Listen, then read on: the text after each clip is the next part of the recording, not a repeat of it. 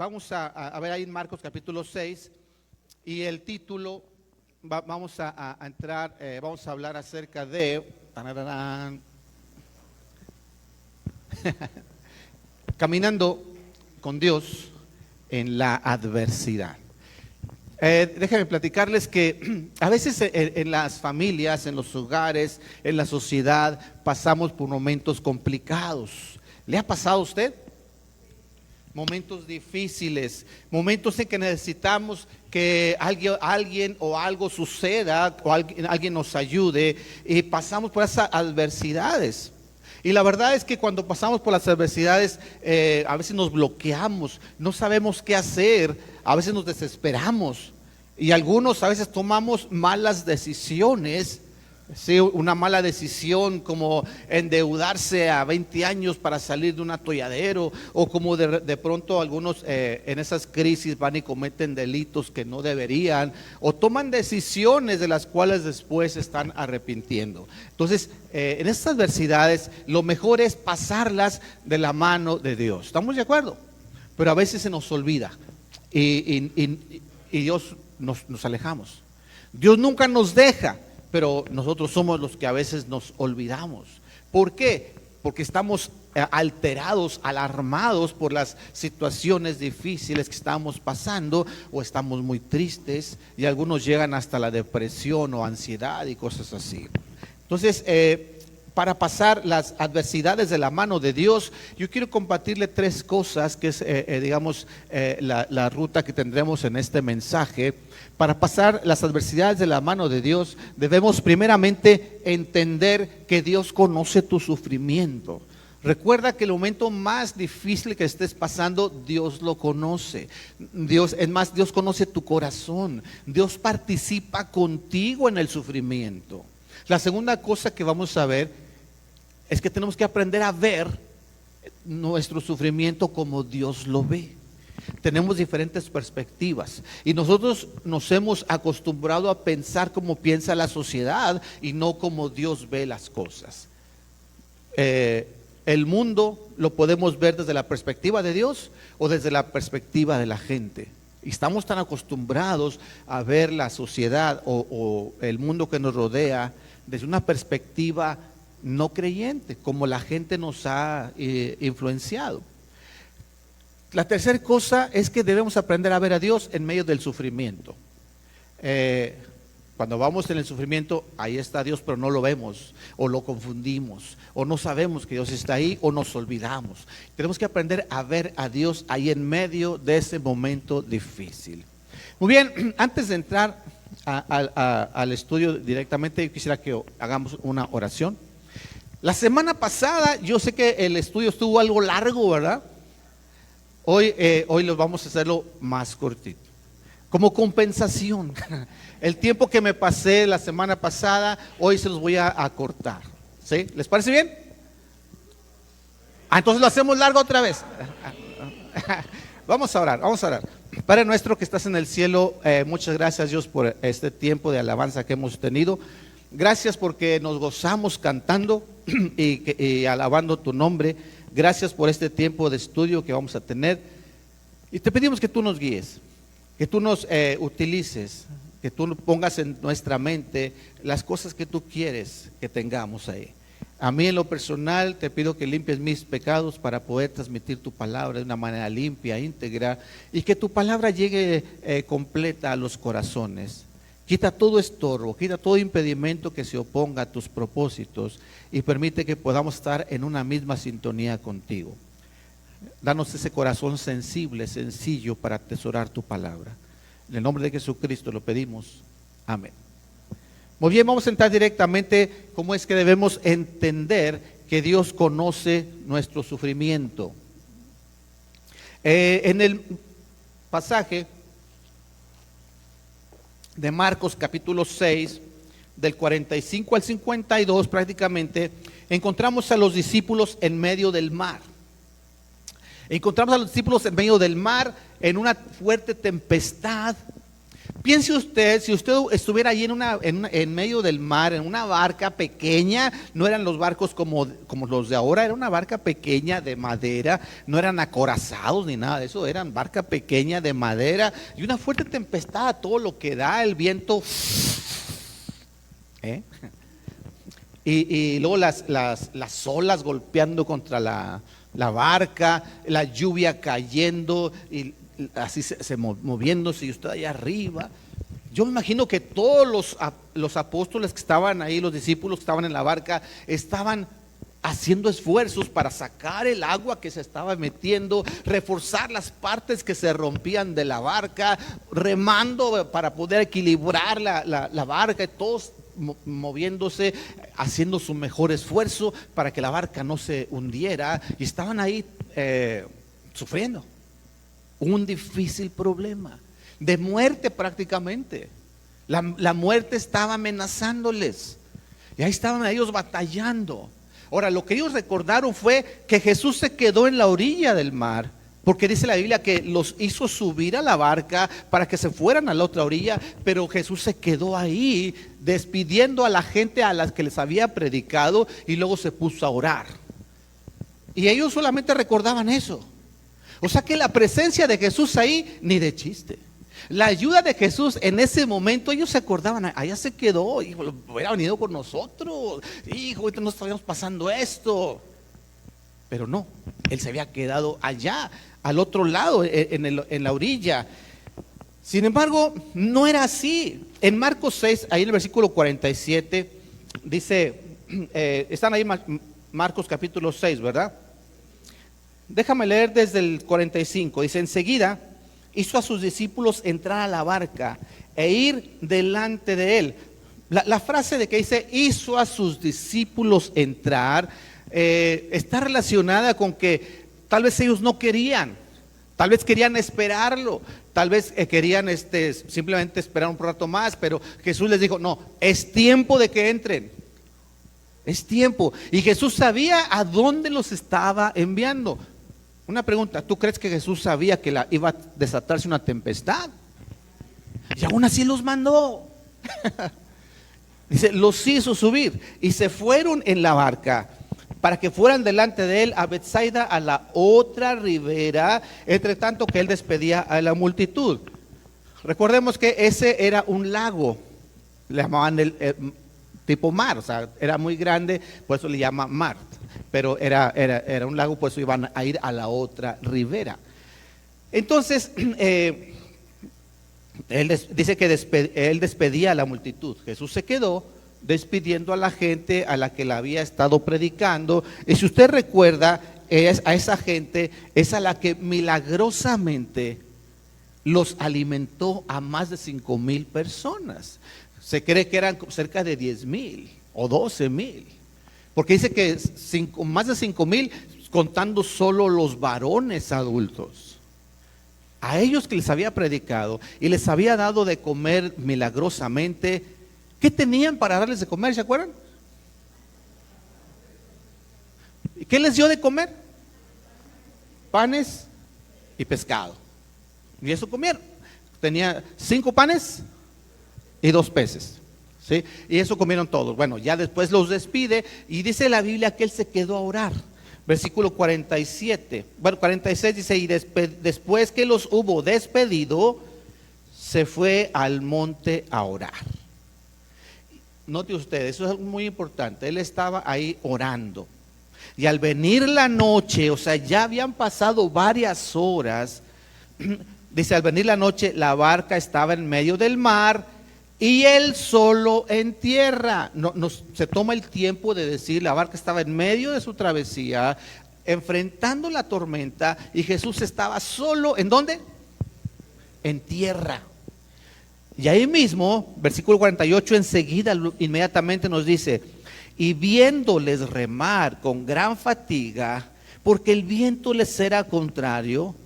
O sea, estamos hablando que él estaba acá en tierra, los discípulos estaban en medio del mar, pero ¿cómo los vio?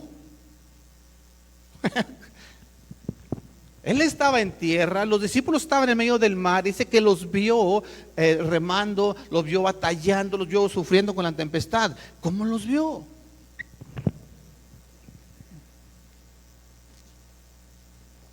Eso es algo que solo Dios puede hacer. El Hijo de Dios puede hacer. Entonces, ellos estaban sufriendo. En lo más profundo de tu sufrimiento, Él te está viendo. Él no está tan lejos como parece. Cuando estás pasando por esas crisis severas de lo que sea, Él está ahí y Él te está observando. No te ha dejado solo. Al contrario, Él está ahí. ¿Y qué está haciendo? ¿Qué dice la Biblia que se quedó haciendo? Después de despedir a la multitud, Él estaba orando.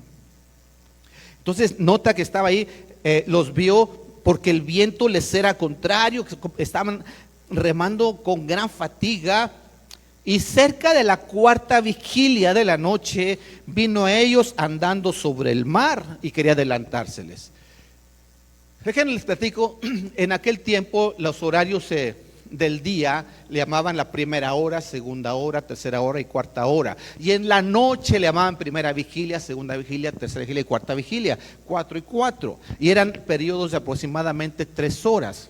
De tal forma que la cuarta vigilia era la última, que era de 3 a 6 de la mañana. En ese tiempo era cuando ellos estaban batallando con la barca. Qué interesante, ya pasó un buen rato de la noche, un buen rato de la tempestad, y ellos estaban ahí batallando. Yo imagino que ya estaban agotados. Me imagino que ya estaban, aparte de desvelados, cansados por los esfuerzos de mantener la barca a flote. Entonces ya eran aproximadamente entre 3 y 6 de la mañana. Y Jesús conocía perfectamente el problema por el que estaban pasando. Jesús conoce tu sufrimiento, tu dolor, tu angustia. Él conoce los problemas por los que estás pasando. Él conoce las soluciones que tal vez nosotros no hemos encontrado. Y Él nos puede guiar hacia esas soluciones. Él sabe exactamente, ¿sabes por qué? Porque Él los diseñó así. Él los diseñó. Él fue el que les dijo: hey, discípulos, súbanse a la barca, véanse a la otra orilla, aunque sabía que iban a enfrentar una tempestad. Aún así los mandó. ¿Te das cuenta? Él mismo diseñó ese problema. Él mismo diseñó la prueba a la medida de lo que ellos necesitaban. Un maestro, ¿alguien aquí es maestro, da clases? Levanta su mano el que hay aquí un maestro por aquí. Mira, que hay uno. ¿Alguien más?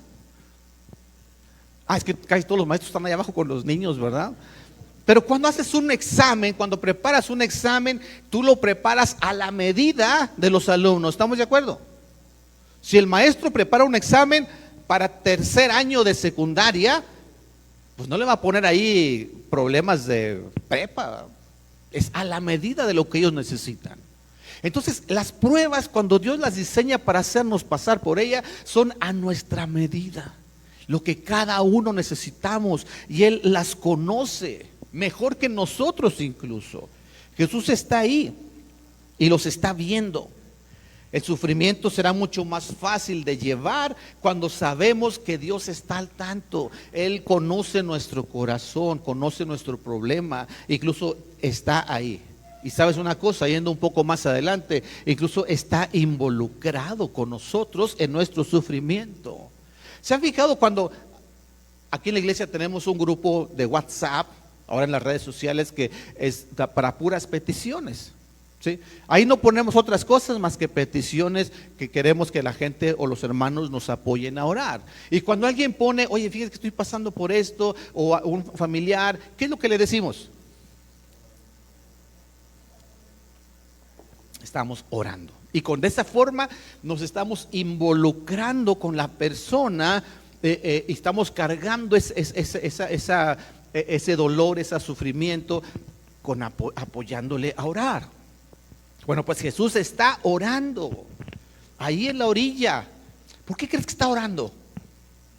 Si Él mismo los mandó a la prueba y Él se queda a orar, ¿qué crees que está pidiéndole a Dios? Mira, la Biblia no lo dice, Pero podemos, por comparar la escritura en varias partes, podemos entender que Jesús está orando por los discípulos que están en medio del mar sufriendo. ¿Se acuerda usted cuando Jesús le dijo a Pedro que Satanás lo pidió prestado? Cuando le dijo, ¿sabes qué, Pedro? ¿Qué crees? El diablo te pidió prestado porque te quiere zarandear como a trigo. Pero yo he orado por ti para que tu fe no falte. ¿Se acuerdan? Dijo también el Señor, Simón, Simón, he aquí Satanás os ha pedido para zarandearos como a trigo. Pero yo he rogado por ti, ¿para qué? Fíjate, no está diciendo, yo estoy orando por ti para que ya te salga ese dinero que no te han pagado. Yo estoy orando por ti para que pronto se cure esa enfermedad que tienes. O estoy orando por ti para que tu familiar pronto pueda ser sanado en ese hospital. O estoy orando por ti para que la persona que te está amenazando, Dios la quite de en medio. No está orando por eso. La más importante petición cuando pasamos por crisis, ¿cuál es? Que su fe no falte.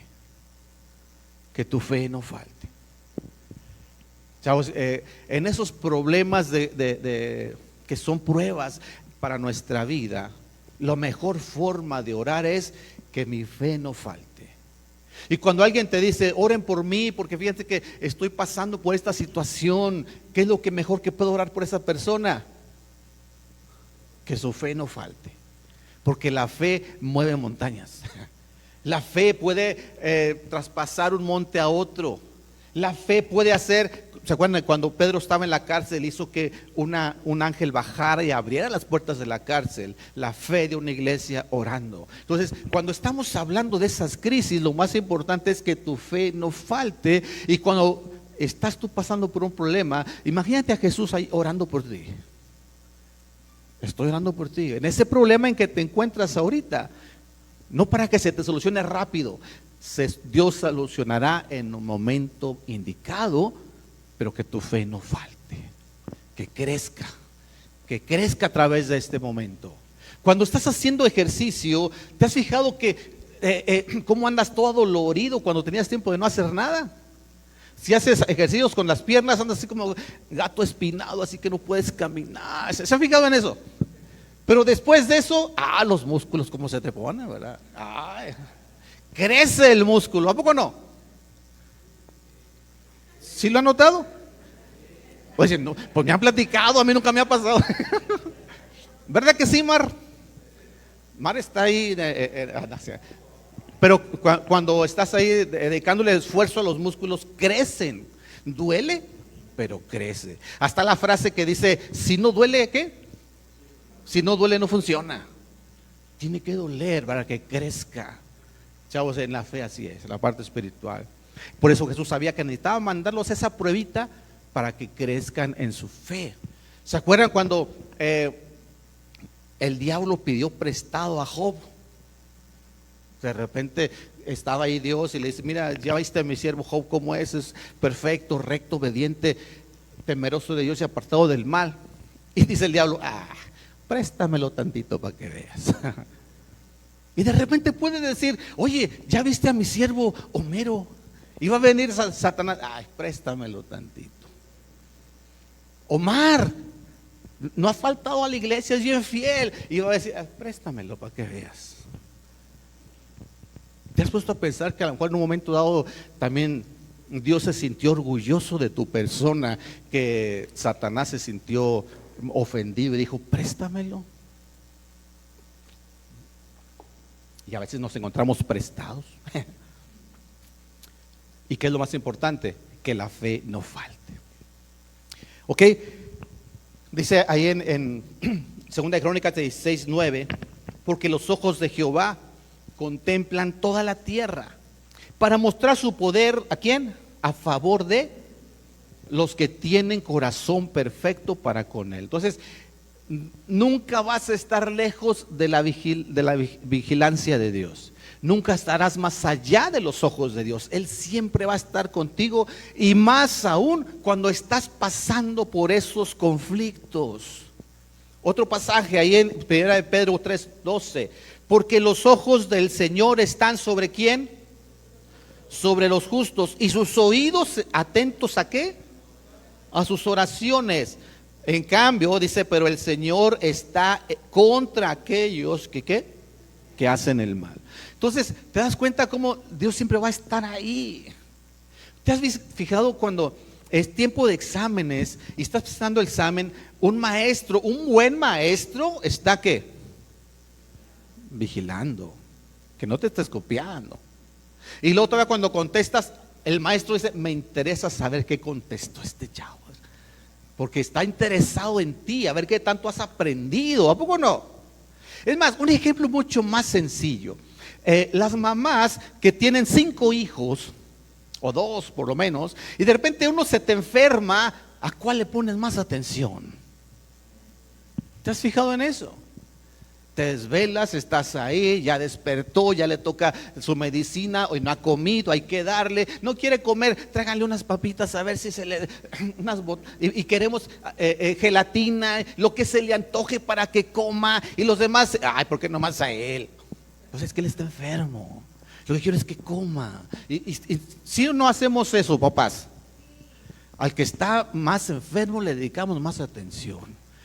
Y aun cuando ya son adultos, papás, mamás que tienen hijos adultos, y uno uno que está pasando por crisis, lo corrieron del trabajo, no tienen dinero, no están, aunque ya sean adultos, papás, ¿no están más al tanto de ese hijo? ¿Sí o no?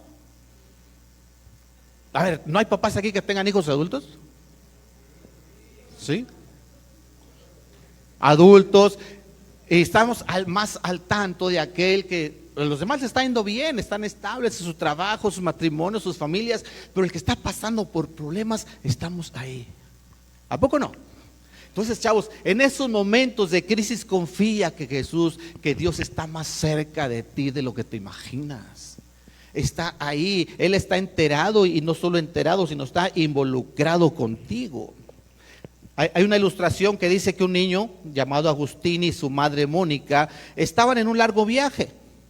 Y cuando regresaron a casa, Agustín le dice a su mamá, es que estaba bien asustado porque andábamos bien lejos y tenía temor de que nos fuera a pasar algo allá.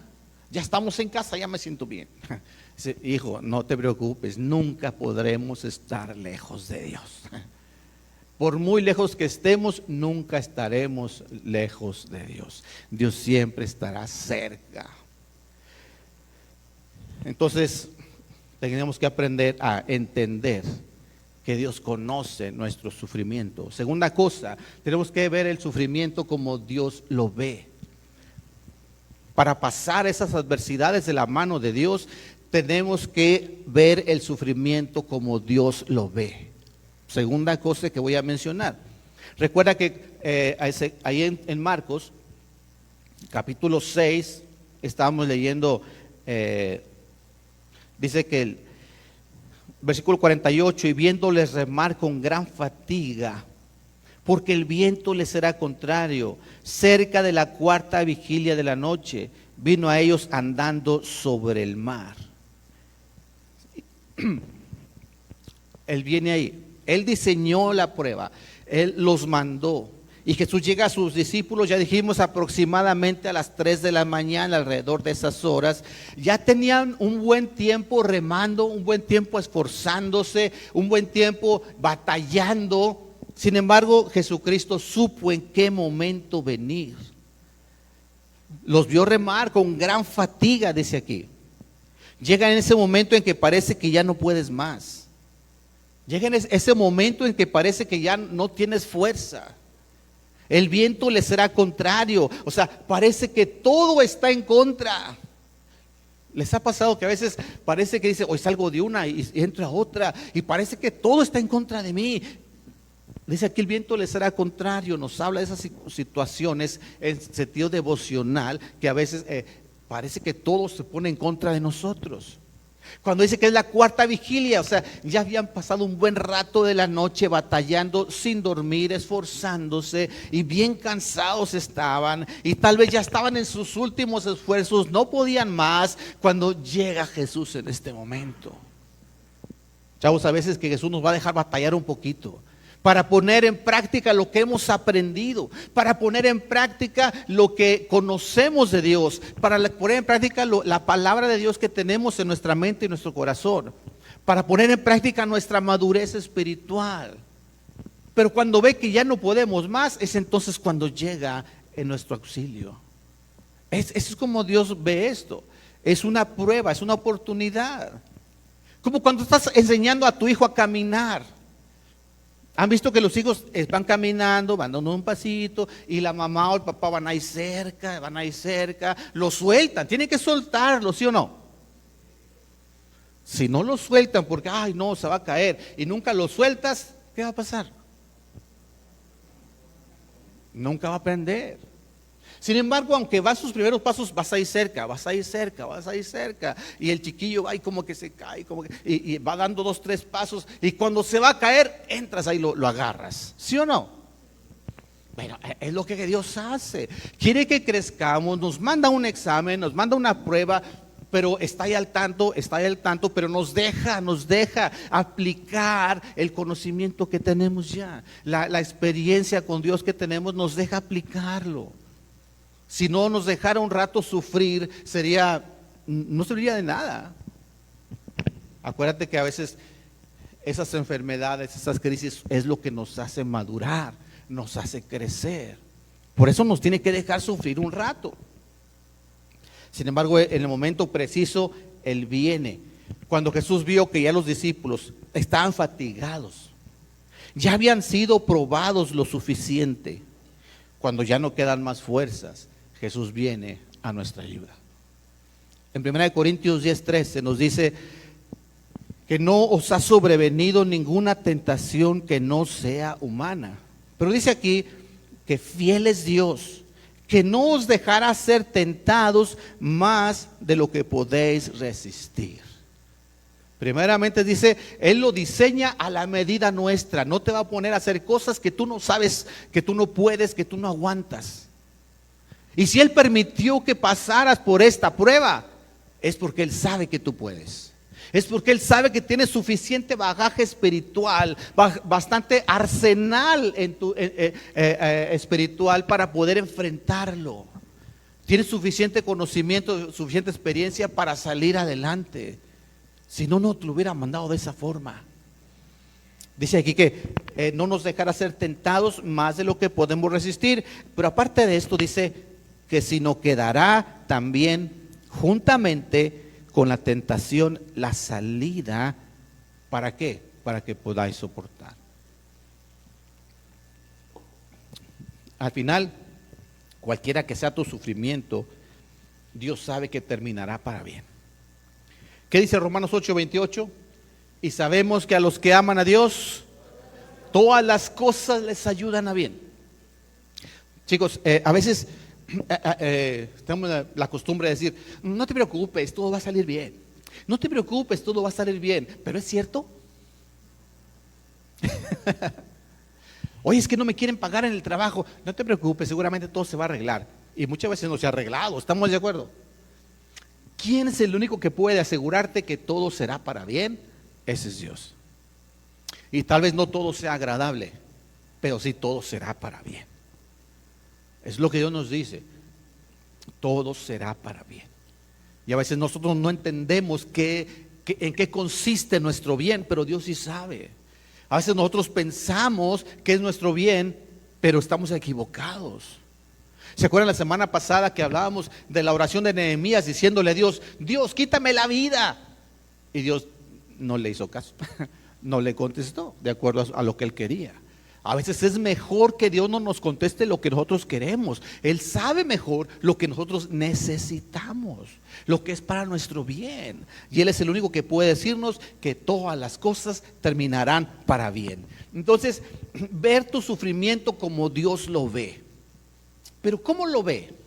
Cuando tú estás pasando por un sufrimiento, ¿cómo lo ve Dios? Para que tú aprendas a verlo así también. Primeramente, lo ve como una lección de fe.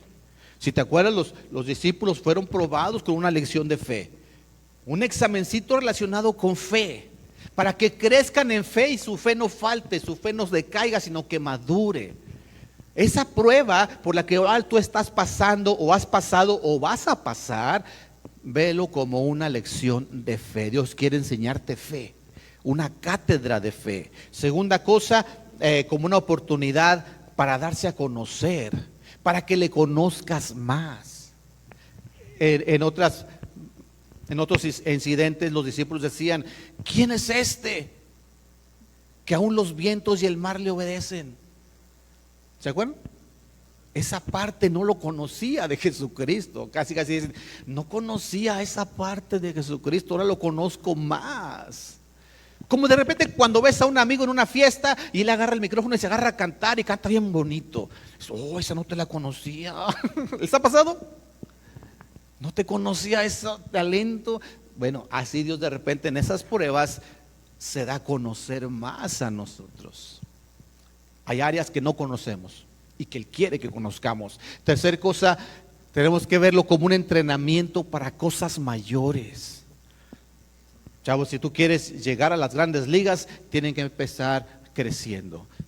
Estancados nunca vamos a llegar a ningún lado. Tienes que verlo como que Dios te está entrenando para cosas mayores. Sí, o sea, si tú quieres ir a las Olimpiadas, te va a doler, pero vas a cosas mayores. Número 4, tienes que verlo como un medio para ver la gloria de Dios. A través de las pruebas tenemos que ver la gloria de Dios. A través de las pruebas Dios quiere que tú veas la gloria de Dios. Así es como Dios ve nuestro sufrimiento. Y si lo aprendemos a ver nosotros también así, créeme que tu sufrimiento será más llevadero, será más fácil de sobrellevar. Porque los discípulos ya conocían a Jesús, pero Él quiere que le conozcan más. Y de aquí en adelante le conocerán aún más. Y después de esta experiencia, los discípulos crecieron bastante. Mira, ya aquí ellos eran expertos. Algunos de ellos eran como Pedro y otros pescadores, acostumbrados a andar en el mar, en barcas de madera. Pero aquí se vieron limitados, se vieron como principiantes. Es decir, es mejor, ¿sabes qué? Dios, mejor tú hazte cargo. Somos expertos, pero aquí nos quedamos cortos. ¿No es mejor que Dios esté a cargo de nuestra vida que nosotros mismos? Mira, una pregunta. ¿A quién se le han perdido las llaves? Levante la mano. Las llaves del carro. O llegas a la casa y ¿dónde dejé? ¿Alguien trae las llaves? ¿Con qué abrimos? No, pues bríncate, vuela la chapa porque se me perdieron. ¿Les ha pasado? Es más, la cartera. ¿No han visto mi bolsa? ¿No han visto mi cartera? Alguien vio, yo la dejé ahí, le salieron pies y se fue. ¿Le ha pasado? ¿Sí? ¿Qué más se le ha perdido? El celular. Márquenme porque no sé dónde está. Chicos, sí, en cosas tan sencillas, pero que procuramos y se nos va la onda. Imagínate nuestra vida. Es mejor que esté en las manos de Dios, ¿a poco no? Porque en mis manos, ¿te imaginas? Mejor que veamos las pruebas así. Es mejor que mi vida está en las manos de Dios, porque yo, si en mí estuviera a planear mi vida, yo no planearía problemas, yo no planearía pruebas, que todo me saliera bien y que todos mis negocios salían excelentes y que nunca nadie se enferme. Así lo buscaría yo, pero créeme, no sería lo mejor. Solo Dios sabe lo que es mejor. Veamos el sufrimiento como un instrumento de Dios para perfeccionarnos. Repito, veamos el sufrimiento como un instrumento de Dios para perfeccionarnos. Y es donde entro al tercer punto. Para pasar las adversidades en la mano de Dios, hay que aprender a ver a Dios en medio del sufrimiento. Hay que aprender a ver a Dios en medio del sufrimiento.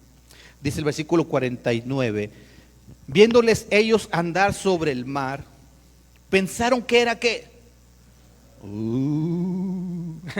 Pensaron que era un fantasma. Y hasta gritaron. Oye, si ves un fantasma, ¿cómo gritas? Así no gritas. Imagínate que de repente estás dormido y de repente abres los ojos y ves ahí en la esquina un bulto parado, así una figura humana parada en la esquina de tu cuarto viéndote. ¿Cómo gritas? ¡Ah! Y luego de repente todos los que te escucharon gritar vienen y prenden la luz y nada, era un abrigo que estaba colgado. Pero ¿a poco no nos sacó un susto? Ahora imagínate a los discípulos, aparte de que están ahí batallando y luego todavía era un fantasma, todo parecía indicar un problema aún mayor. ¿Estamos de acuerdo? O sea, aparte de esto, todavía se está incrementando. Y es cuando dice aquí, dice que el versículo 50, porque todos le veían y se turbaron, pero enseguida, o sea, tranquilo, tranquilo, dice Jesús, habló con ellos y les dijo, ¿qué les dijo? Tened ánimo, yo soy, no temáis, no tengan miedo. O sea, anímense, no estén aterrados, no estén asustados. Cuando dice yo soy, ¿qué te recuerda? Esa frase, yo soy. ¿Se acuerdan? Allá en Éxodo capítulo 3, ¿sí, verdad? Cuando Moisés dice, pero si voy al pueblo y me preguntan, ¿quién te envió? ¿Cuál es su nombre? ¿Y qué dijo Dios? Mi nombre es yo soy. Y les vas a decir así, yo soy, me envió. Entonces aquí estamos viendo al nombre de Dios declarando ahí por medio de Jesucristo. Es decir, yo soy, o sea, para que ellos recuerden que Él era el mismo que mandó 10 plagas sobre Egipto, el mismo que abrió el mar rojo, el mismo que les dio una columna de nube para que pudieran caminar de día, el mismo que puso una columna de fuego para que les calentara de noche, el mismo que abrió el río Jordán, el mismo que derrotó ahí las murallas de Jericó y todos los pueblos cananeos. Ese soy yo. Soy el mismo, no se asusten. Entonces ahí es donde en esos momentos tenemos que aprender a ver a Dios, y no ha cambiado, su poder no ha cambiado. Es el mismo y repito otra vez todo, Egipto, nube, columna, es el mismo que te está observando, es el mismo que te metió en esa prueba, es el mismo que la diseñó para ti y es el mismo que te va a sacar de ahí. Por eso dice, no tengan miedo. Soy yo soy, no teman. Es el mismo Jesús, el mismo Dios. Pero ellos pensaron que era un fantasma. Pensaban que era un fantasma y por eso gritaban. Ahora déjame decirte que Dios siempre está con nosotros, ya lo vimos. Dios está ahí en medio de nuestros problemas, pero a veces no le reconocemos y lo confundimos con un problema mayor. Y pensamos que son fantasmas. Mira, eso de los fantasmas y esas cosas, así como se hablaba antes, por lo que vemos, las mismas supersticiones son las mismas de hoy. Supersticiones, cosas efímeras, cosas que no son realidad, cosas que no están ahí, parecen estar, pero no lo están. Son cosas que a veces solo nos atormentan más. Mira, ¿qué supersticiones escuchamos hoy a la gente de hoy en día? No te cases en martes 13. Algo así, ¿no? Ni te embarques, ¿no? Algo así. ¿Qué otra superstición? ¿Se han fijado que en los edificios omiten el piso 13? Chéquenlo. En muchos hoteles y son edificios grandes, el piso 13 no existe por superstición. Oye, si paso por abajo de una escalera, aguas. ¿Cómo? El gato negro que llegó a la casa. Cuando vas barriendo, no le barras los pies. Si no, no se va a casar nunca. Entonces, chavos, hay muchas cosas así. Y no sé si les ha pasado que dicen, oye, ¿sabes qué? Una barridita, tú te están echando mala suerte. ¿Cómo? No manifesté. Sí, algo así. Entonces, hoy en día se ve mucho esa parte de, oye, eso que te está pasando, alguien te hizo un mal. Vamos, yo te acompaño, vamos a Catemaco. O a La Petaca, ¿no está más cerca? Aquí en el Carmen. Y hay mucha gente, muchas de esas cosas de superstición. Y a veces la gente en momentos difíciles se va más por eso. ¿Se ha fijado en eso? Y lo único que hacen es perder más dinero y más dinero, pero nunca se arregla nada. Hace un tiempo, aquí afuera estaba un gato muerto allá afuera, pero medio gato, más estaba la mitad del gato. Y yo le pregunté a la vecina, porque ella tiene gatos, y le dije, oye, ¿no será de usted? Dijo, no, y me dice, alguien les está haciendo un mal, aguas. Y luego dice, nah, pero ustedes ¿qué les van a hacer? Como que en el fondo sabe que si Dios con nosotros. Bueno, entonces, al final de cuentas, chavos, no te vayas por ese lado. No es mala suerte, no es nada de eso. Simplemente confía en que Dios lo diseñó para ti a tu medida y Dios está ahí. Mejor ve a Dios en medio de tu problema y no lo confundas con otras cosas. Porque también esos fantasmas pueden presentarse como cosas que no existen, cosas que no son reales.